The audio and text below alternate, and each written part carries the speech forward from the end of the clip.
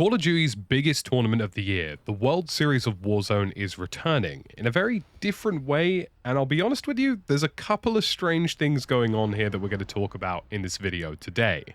First and foremost, between Warzone Frenzy, which has been offering customs tournaments, and the World Series of Warzone, we're actually starting to see some fairly decent investment into competitive Warzone, which is really good to see. The World Series format this year is an entire open qualification system between the NA region and EMEA region, as well as a few other expansion regions. This means that you can play the open bracket qualifier from the 24th to the 27th of May, which, yes, is next weekend because for whatever reason, they felt that not providing a huge amount of notice was the way to go about this. You can join an open playlist and you will play multiple matches throughout those 3 days. The 10 best scores get you into the next qualification bracket, so on and so forth. That next qualification bracket will basically be a series of custom-like games, and a similar kind of elimination system will occur. So you'll effectively have a series of open qualifications followed by a series of games against other people within different groups which have made it through the first qualifier, and then an elimination stage beyond that. All of this is taking place on Faceit, which is Call of Duty's new overarching competitive organization. And this year there are no invites, there are no special guests, no celebrity invites, and no last chance attempts for people to randomly get in. This is a fully open system that anybody can participate in.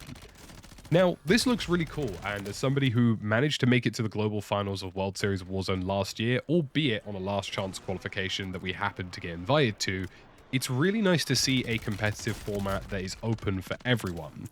There are a couple of strange things here that I think are a little bit odd. I mean, we haven't had any content or any ranked for Big Map, but all of a sudden World Series is in fact taking place on Urzikstan, which means that there has effectively been very little build-up or preparation to this actually happening. And secondly, the qualification is 7 days from the announcement. They have given people less than a week to prepare a team who happen to be available from that Friday to that Sunday to be ready to play this tournament. Now, I personally am interested in playing this thing. I actually am at a wedding that weekend, and I'm now scrambling for ways to potentially still be involved in this open qualification while still being able to attend the events that I've already pre-booked. And it could be the same for other people and competitors all across the entire range if they've booked a holiday, a family event, whatever it so happens to be. It seems really odd to only give people 7 days notice for this, and I think it's something that I hope they reconsider before they push forward with the tournament. The upside to this is that we now have a fully open system that allows pretty much anybody who's talented at Warzone to actually have an opportunity to showcase their skills and abilities and gain exposure for themselves, to potentially even build up their streaming background or build up whatever it so happens to be.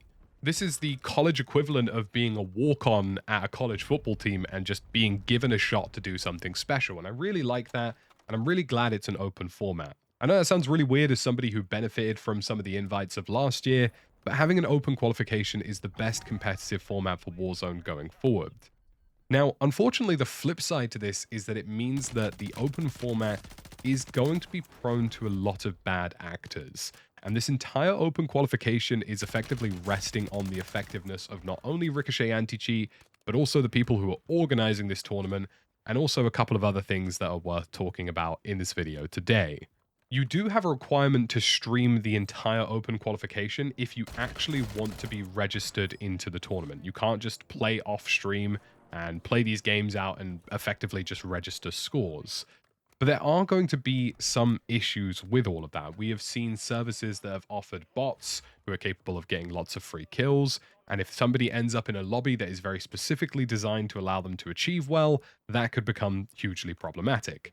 Now, likely after manual footage review, you would probably be able to get rid of some of those teams, but if they find a way to make those bots look a bit more interactive or actually look like real players, then we could be onto another problem.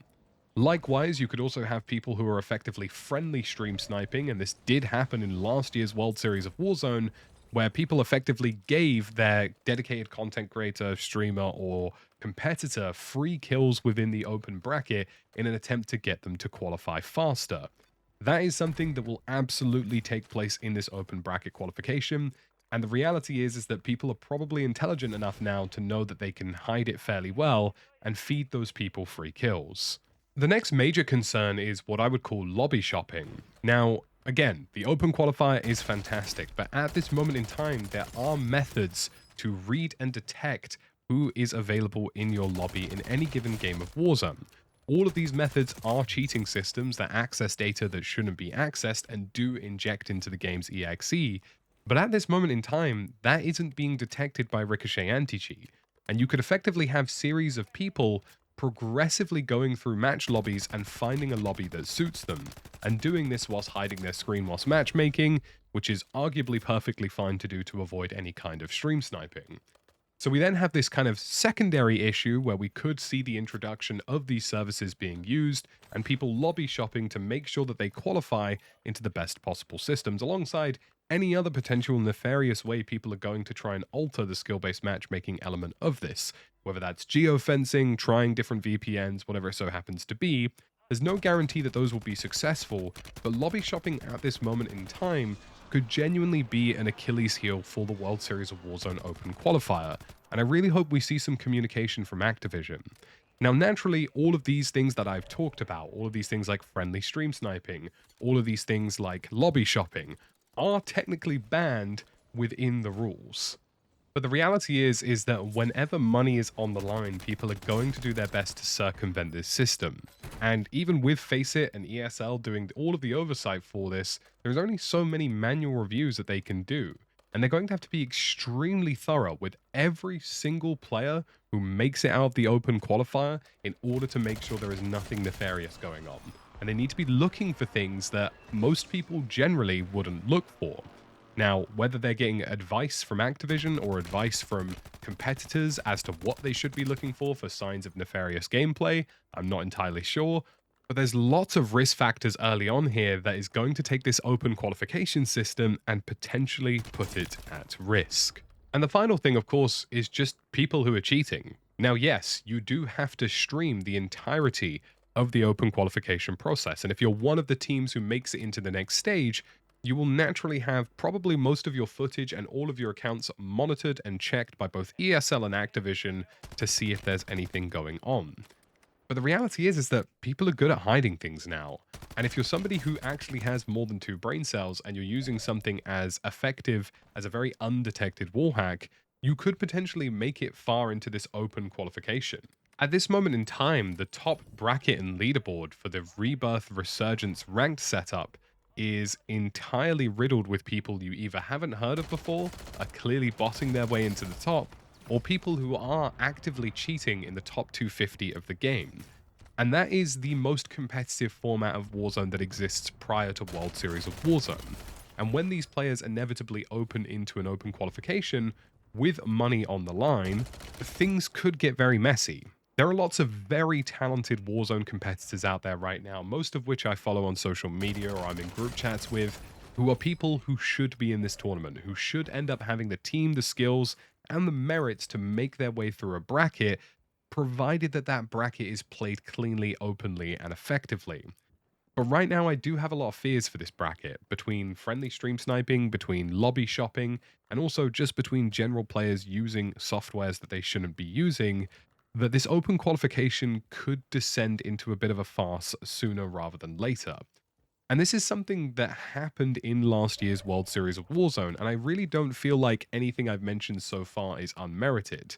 Now, yes, Ricochet anti-cheat has greatly improved since last year, and the detection level, according to some people who actually develop cheat softwares, has greatly increased. So all of this is resting on a lot of what-ifs and a lot of maybes. I really think the open qualification format is super beneficial for Warzone in terms of advancing the competitive scene and giving people reasons to play. But I really hope either the admin team at Faceit or the teams who are behind this have enough information at their disposal as to the serious numbers of ways people are going to try and break this system in order to make some cash.